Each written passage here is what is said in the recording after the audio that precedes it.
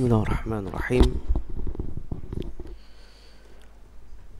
Assalamualaikum warahmatullahi wabarakatuh.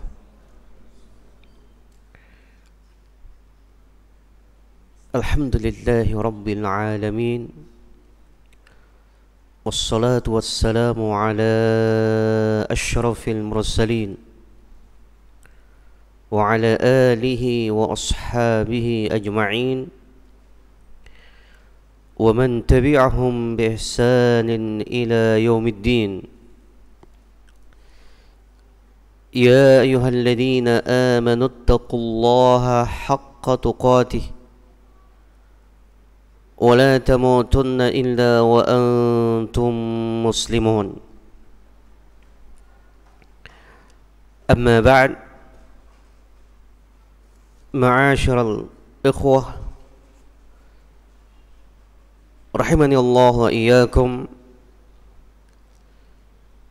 Semoga Allah subhanahu wa ta'ala senantiasa mencurahkan rahmatnya kepada kita semuanya, mengisi keluangan waktu sembari menunggu tibanya waktu Isya. Sejenak kita lanjutkan telaah Risalah Khulasatu Nuril Yaqin fi Sirati Sayyidil Mursalin.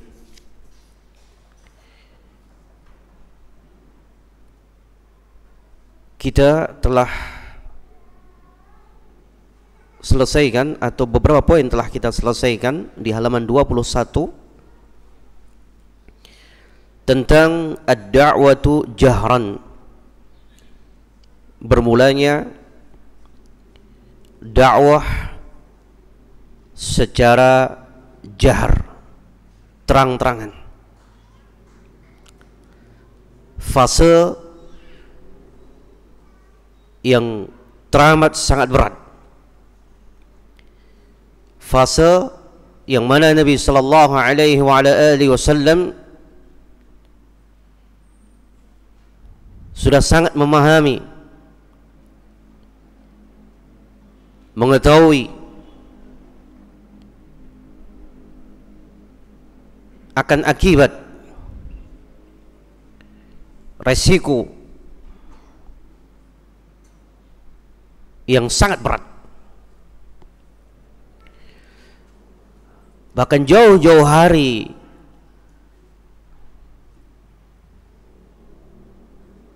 telah mendengarkan sebagaimana yang disebutkan oleh Ummul Mukminin Khadijah radhiyallahu taala anha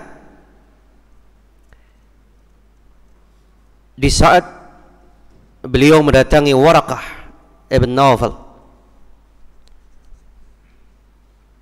saat bertanya perihal kejadian yang menimpa Rasulullah sallallahu alaihi wa ala alihi wasallam saat pertama kali menerima wahyu, yang kemudian dikabarkan oleh Waraqah. Di antara penggalan yang beliau ucapkan, sekiranya Allah panjangkan usiaku, sungguh aku akan membelanya tatkala dia diusir dari kampung halamannya. Berat tentunya berhadapan dengan masyarakat yang sudah dalam beberapa dekade hidup secara turun-menurun dalam budaya kesyirikan yang sangat mengakar. Walaupun notabene-nya mereka dahulunya, sebelum rusaknya tauhid akibat pengaruh dari Amr bin Luhai yang memasukkan bentuk pengkultusan selain Allah Subhanahu wa taala. Dahulu mereka adalah pengikut Nabi Ibrahim yang hanif, sehingga budaya kesyirikan ketika mereka pegangi juga masih menjaga beberapa ritual dari agama yang dibawa oleh Nabiullah Ibrahim alaihissalatu wassalam. Al-Hajj, menunaikan haji, menunaikan umrah dan yang lainnya. Dan mereka sangat enggan dan sangat gusar saat dicap oleh Nabi sallallahu alaihi wasallam perihal perbuatan mereka sebagai bentuk kesyirikan, mempersekutukan Allah Subhanahu wa taala, dan berargumen yang Allah abadikan dalam Al-Qur'an, ma na'buduhum illa liyuqarribuna ila Allahi zulfa. Sama sekali kata mereka, kami tidak beribadah kepada mereka kecuali mereka ini agar bisa mendekatkan kita kepada Allah lebih dekat lagi. Ini alasan mereka, alasan yang batil. Makanya di saat dipertanyakan perihal siapa yang menciptakan, siapa yang menghidupkan, siapa yang mematikan, siapa dan siapa yang berkaitan dengan rububiyah, tidak ada silang pendapat di kalangan mereka. Allah, kesemuanya adalah Allah, kata mereka, yang menciptakan Allah. Siapa yang menghidup dan mematikan? Allah, tanpa ragu.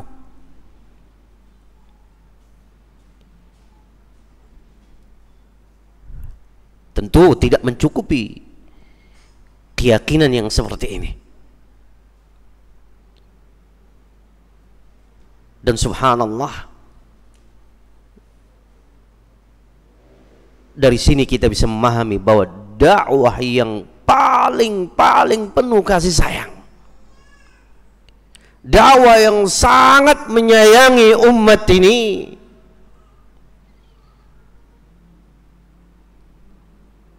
meminjam kata, dakwah yang sangat berperi kemanusiaan, memahami hak-hak manusia, adalah dakwah tauhid. Dakwah tauhid, dengannya seorang hamba kelak akan masuk di dalam surga Allah Subhanahu wa taala tatkala dia tidak mempersekutukan Allah.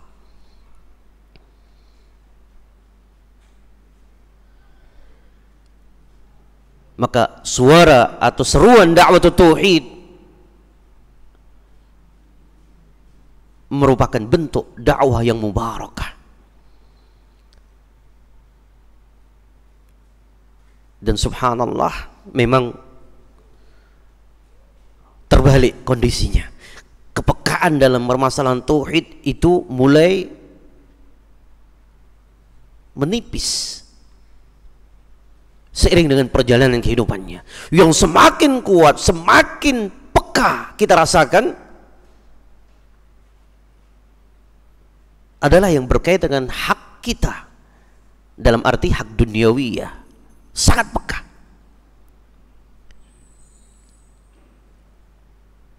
Sekecil sedikit apapun yang terambil, yang diambil dari kita, 1 rupiah, kita akan menyatakan ini adalah pencurian tanpa ragu.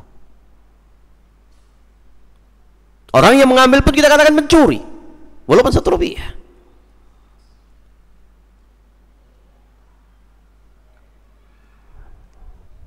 Tapi ternyata tidak demikian dalam perkara tauhid, yang mana Nabi sallallahu alaihi wasallam sangat mengajarkan untuk kita peka murka terhadap semua bentuk kesyirikan, sekecil apapun. Di saat Nabi Ibrahim mengkhawatirkan kesyirikan kepada anak keturunannya, lalu bagaimana dengan kita yang mengancam dan memiliki akibat yang dahsyat adalah kesyirikan? Tidak ada yang lebih daripada kesyirikan bahayanya.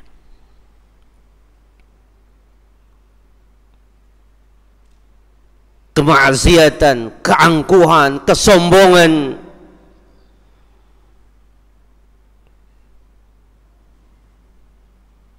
subhanallah, akibat kerusakan yang tertimbulkan atau yang timbul di atas muka bumi tidak sebagaimana yang disebabkan dari kerusakan tauhid.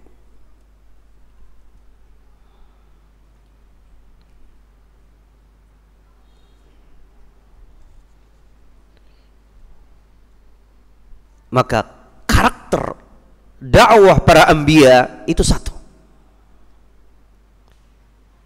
dakwah tauhid. Ini yang selalu disuarakan.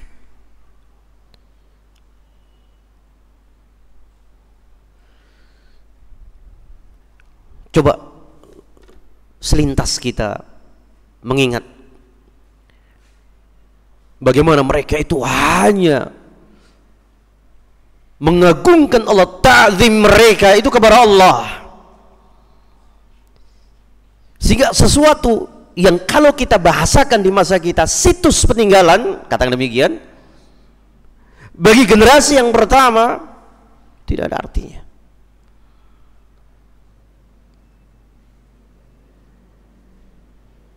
Tempat-tempat, katakan umpamanya pohon yang di sana para sahabat melakukan bai'at, syajaratul ridwan, sama sekali nggak ada yang menengok. Keterikatan mereka kepada makhluk, apapun yang pernah terjadi pada makhluk ini tidak sebagaimana keterikatan mereka kepada sesuatu yang telah Allah perintahkan dalam agama.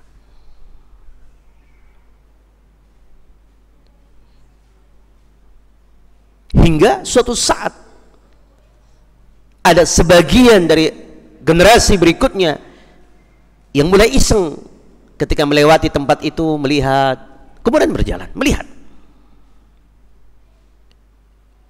Maka timbul kekhawatiran dan kecemburuan tauhid dari Umar bin Khattab radhiyallahu taala anhu, ditebang pohon itu.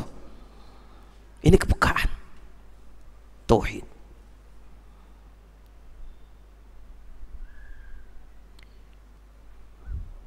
Sehingga wajar tantangan dakwah tauhid itu memang berat. Sesuatu yang paling dicintai oleh iblis dan bala tentaranya,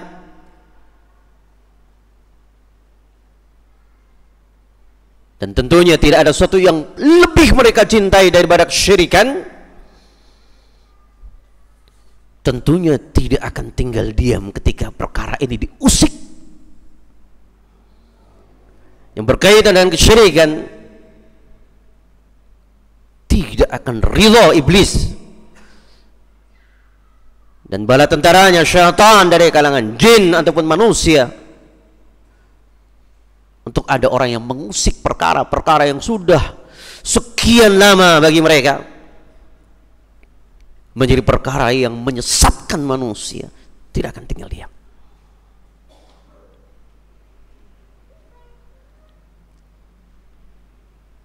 Makanya subhanallah, secara berangsur generasi berpindah, semakin menjauh dari Nabi sallallahu alaihi wasallam. Masa kita semakin jauh, keterikatan kita dengan ilmu juga semakin melemah.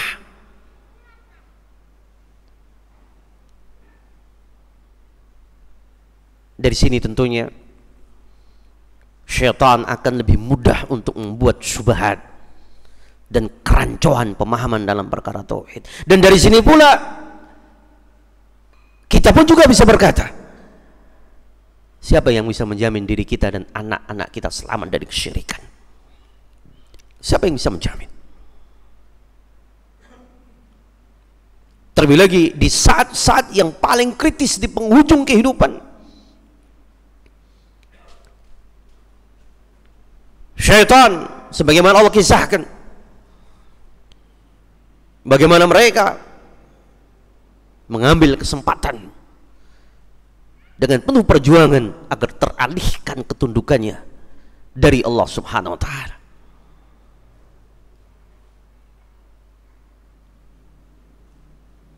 Demikian taat berpuluh-puluh tahun seperti dikisahkan di dalam As-Sahih.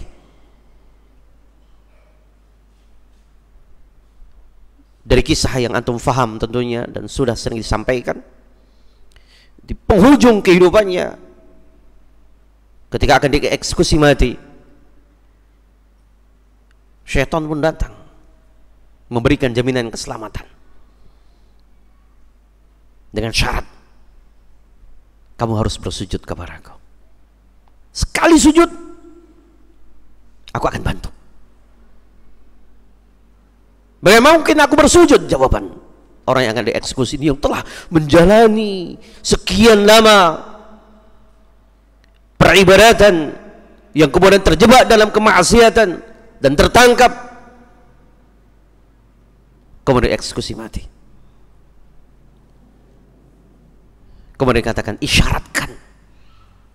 isyaratkan dengan kepalamu bahwa kamu bersujud kepada aku. Coba selamat, bisa hidup lagi, dalam arti dia akan selamat daripada eksekusi.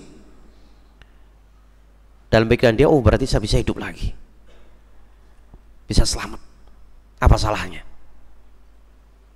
Mungkin dia akan beranggapan nanti saya bisa bertobat ataupun yang lainnya. Dikala dia menundukkan kepalanya, maka saat itu pula pelaksanaan eksekusi dilakukan, dan syaitan tidak bisa menghalangi kematian yang telah Allah tentukan. Bahkan syaitan sendiri yang berlepas diri, inni bari'un mink, aku berlepas diri darimu. Inni akhafullah, bahkan iblis pun atau syaitan pun berkata, sesungguhnya aku pun takut kepada Allah. Inni akhafullah. Makanya ma'asyallah ikhwah, bagaimana kita bisa menjamin? Makanya penjagaan terhadap tauhid perkara yang sangat perlu kita perhatikan, diri kita dan keluarga kita. Baik, kita lanjutkan pada halaman 21, poin yang keempat. Setelah Nabi sallallahu alaihi wasallam menaiki bukit Safa, antara Safa dan Marwah, tempat untuk melakukan apa? Sa'i. Dulu terpisah tempatnya, sekarang sudah menyatu dengan Masjidil Haram. Tempatnya tinggi. 25 tahun yang lalu kiranya masih bisa orang naik ke atas, sekarang sudah ditutup kaca. Naik di atas bukit Safa, kemudian dia memanggil, wa nada qaumah, menyeru kaumnya. Falamma, maka tatkala ijtama'u, mereka telah berkumpul, qala, maka berkatalah yaitu Rasulullah sallallahu alaihi wasallam lahum, untuk mereka, hal tusaddiqunani fima ukhbirukum bih, hal apakah tusaddiqunani, kalian akan membenarkan aku, tusaddiqunani fima, di perkara atau di apa-apa, fima, di perkara atau di apa-apa, ukhbirukum, yang aku akan kabarkan kepada kalian, bihi, dengannya. Artinya, apakah kalian akan percaya, yakin saat aku kabarkan kepada kalian tentang sesuatu? Apa kalian akan bisa menerima? Ini dikatakan oleh Nabi sallallahu alaihi wasallam. Faqalu jami'uhum faqalu, maka berkatalah mereka semuanya. Faqalu, maka mereka berkata, jami'uhum, semuanya. Jawab mereka, na'am, iya, benar. Artinya kami akan percaya. Kenapa demikian? Bahkan mereka sendiri yang memberikan alasan, kami akan percaya. Bukan hanya menyatakan na'am, kami percaya, bahkan mereka menguatkan akan jawaban mereka yang sangat percaya dengan apa yang akan dilakukan oleh Nabi, apa yang akan dikabarkan oleh Nabi. Coba bayangkan, menjawab iya dan memberikan alasan, menunjukkan mereka tidak akan ragu lagi. Seharusnya demikian tentunya. Mereka menjawabkan, ma jarrabna, ma, tidaklah, jarrabna, kami pernah mendapatkan, alaika, atasmu atau darimu, kedziban, satu kedustaan pun, mundu, semenjak, nash'atika, tumbuh dan berkembangnya kamu, ilal an, hingga hari ini. Subhanallah, tidak pernah kami mendapatkan satu pun bentuk kedustaan darimu.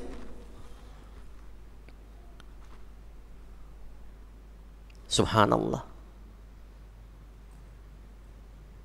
Dakwah itu memang amanah yang berat. Dan subhanallah, pelajaran yang besar pula dari apa yang diucapkan di sini, memang orang yang pernah berdusta itu resikonya berkepanjangan selama-lamanya. Walaupun dia sudah bertaubat, orang yang pernah mendapatkan sesuatu yang merasa dia didustai, dibohongi, walaupun dia sudah bertaubat menjadi baik, kiranya menjadi dai, tapi dia akan berkata, dulu fulan pernah bohong kepada saya, dulu dia pernah dusta kepada saya. Karena kebohongan itu rapot merah yang sulit dihapus di benak semua umat. Rapot merah yang sulit dihapus, walaupun sudah taubat, walaupun dia menjadi orang yang baik, tapi satu kedustaan itu selama-lamanya. Kata orang, baju yang tidak usang, kita sudah melepaskan, kita buang, kita bakar baju itu, tapi tetap ada. Ya fulan dulu juga pernah bohong umpamanya. Ini berat. Makanya di sini orang-orang Quraisy menyatakan, menguapkan jawaban dari apa yang mereka ucapkan, ya, kami yakin, kami akan membenarkan, dengan mengemukakan alasan, yaitu karena kami tidak pernah sekalipun mendapatkan satu pun kedustaan. Dari kecil sampai kamu dewasa hingga saat ini. Subhanallah. Dari kecil hingga usia berapa? Hingga usia berapa berarti? Ketika beliau mendakwahkan ini, berarti usia Nabi berapa? Subhanallah. Selama 40 tahun nggak pernah sekalipun bohong. Makanya dalam ilmu riwayat atau dalam riwayatul hadis, para perawi itu subhanallah ditelusuri semua lembaran kehidupannya. Walaupun dia seorang alim, walaupun sekali pernah berbohong, itu sudah subhanallah. Jangankan berbohong, berbohong kepada hewan yang tidak berakal, itu sudah seakan-akan menjadi cacat bagi mereka. Berbohong kepada apa? Hewan. Pus, umumnya dia manggil kucing, seperti mau dikasih makanan, enggak, cuma dilus, umumnya dipegang. Panggil ayam, pura-pura membawa makanan tapi nggak dikasihkan. Bayangkan, itu sudah khawarimul muru'ah. Lalu bagaimana ketika orang pernah berdusta kepada orang lain, pernah curang kepada orang lain, pernah mengambil hak orang lain? Baik. Faqala sallallahu alaihi wasallam, maka berkatalah Nabi sallallahu alaihi wasallam, anqidhu anfusakum minan nar, inni nadhirun lakum min adabin syadid. Mulailah Nabi menyampaikan dakwahnya, menyampaikan seruannya. Diawali dengan menyatakan anqidhu, selamatkan kalian semuanya, anfusakum, diri-diri kalian, minan nar, dari api neraka. Ini sesungguhnya aku nadhirun, pemberi peringatan, seorang nabi yang memberikan peringatan bagi kalian, min adzabin syadid, dari azab yang sangat berat. Subhanallah. Ketika Nabi mulai menyampaikan dakwah tauhidnya, faqala lahu ammuhu Abu Lahabin, maka faqala, berkatalah lahu, untuknya, untuk Nabi, ammuhu, pamannya, paman Nabi, Abu Lahabin, yang bernama Abu Lahab, tabban laka ya Muhammad, alihadha jama'atana. Tabban laka, celaka, laka, bagimu wahai Muhammad, alihadha, apakah hanya untuk ini, jama'atana, engkau kumpulkan kami. Fa'anzalallahu, maka Allah pun menurunkan fi haqqihi, untuk urusan Abu Lahab ini, satu surat, namanya surah Al-Lahab. Saya yakin antum menghafalkan semuanya. Tabbat yada abi lahabiu wa tab, sampai selesai. Subhanallah. Pertama kali yang menyuarakan penentangan dan pembangkangan dan permusuhan adalah pamannya dan mertuanya. Bayangkan, paman, tidak hanya paman, tapi siapa? Juga mertuanya.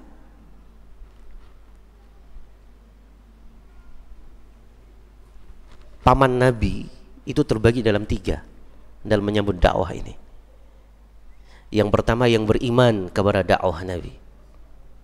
Yang beriman siapa saja? Di antaranya Abbas ibn Abdul Muttalib, Hamzah ibn Abdul Muttalib.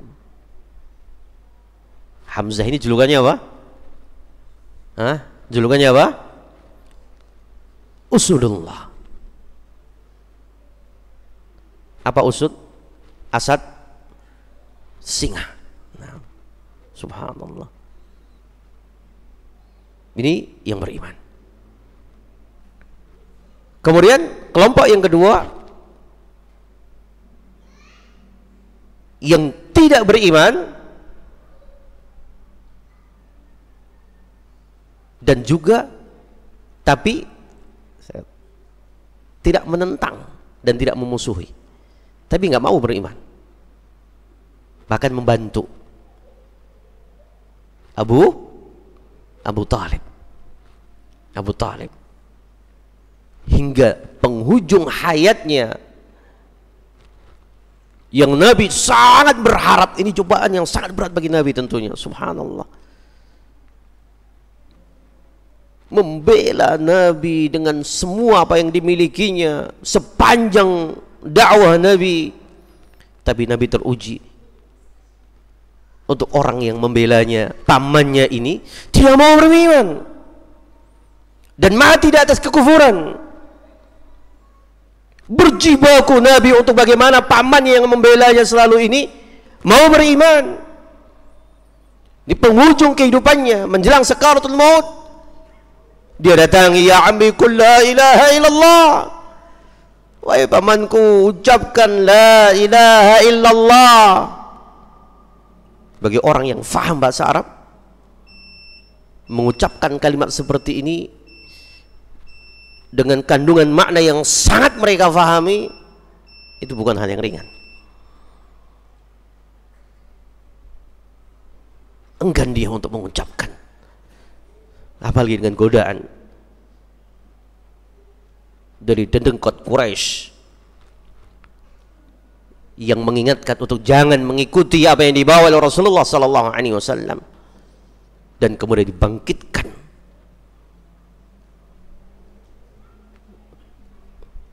rasa keterikatan emosional tentunya terhadap warisan nenek moyang, dengan mengingatkan, apakah engkau akan benci dengan apa yang diwariskan oleh pendahulu kita? Subhanallah. Sehingga dia mati dalam keadaan kufur, dalam keadaan musyrik, tapi sepanjang kehidupannya membela Nabi, tapi nggak ada manfaatnya. Yang ketiga adalah golongan yang memusuhi Nabi Sallallahu Alaihi Wasallam. Di antara pamannya, yaitu yang kita baca sekarang ini, yaitu Abu Lahab. Dan Abu Lahab ini sesuai dengan namanya, dikatakan orangnya memang gagah, putih, pipinya atau wajahnya itu kemerah-merahan, sehingga dikatakan lahap seperti api. Kemerah-merahan. Yang dahulu sangat sayang kepada Nabi, sampai menikahkan dua putranya sekaligus kepada dua putri ponakannya,